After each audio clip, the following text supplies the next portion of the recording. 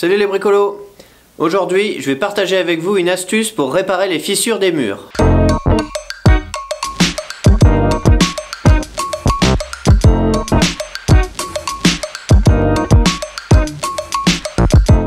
Dans la vidéo précédente, nous avons passé une journée avec Olivier, un maçon spécialisé dans l'habitat ancien, et il nous a appris à consolider un mur en pierre.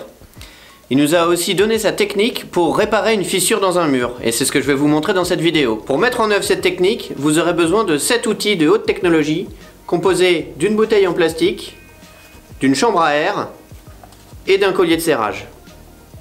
Donc en gros c'est assez facile à fabriquer, hein. Vous coupez une bouteille en deux, vous installez ici la chambre à air que vous bloquez avec le collier de serrage. Et après, vous avez votre super outil. Comme pour la réparation du mur, on commence par enlever tout ce qui n'est pas fixe dans le mur, donc toutes les pierres qui bougent, les anciens bouts de mortier ou toute autre chose que vous trouvez dans votre mur. Vous nettoyez bien le mur, c'est toujours la même chose, vous n'allez pas le faire tous les jours, donc faites-le bien du premier coup. Ensuite, comme la réparation, on humidifie le mur, c'est pour enlever toute la poussière et les résidus qui restent, et aussi préparer le mur à recevoir le mortier. En gros, l'idée c'est que le mur soit humide pour ne pas absorber trop vite l'eau contenue dans le mortier, ce qui le ferait durcir trop rapidement, ce qui est pas bon. Après, on rebouche la fissure avec du mortier, donc le même mortier que pour la réparation du mur, du sable 0,4, de la chaux NHL2 avec 4 volumes de sable pour 1 volume de chaux. Donc vous faites votre mortier et vous rebouchez la fissure avec. Et vous essayez de bourrer au maximum. Vous poussez vraiment pour que le plus de mortier possible rentre dans la fissure. Le truc c'est que vous aurez beau bourrer de mortier au maximum, vous n'arriverez jamais à remplir tous les vides créés par la fissure. Et c'est là qu'intervient le super outil que vous avez fabriqué avec vos petites mains. Donc vous remplissez bien la fissure avec votre mortier jusqu'à à peu près aux 2/3 de la hauteur du mur.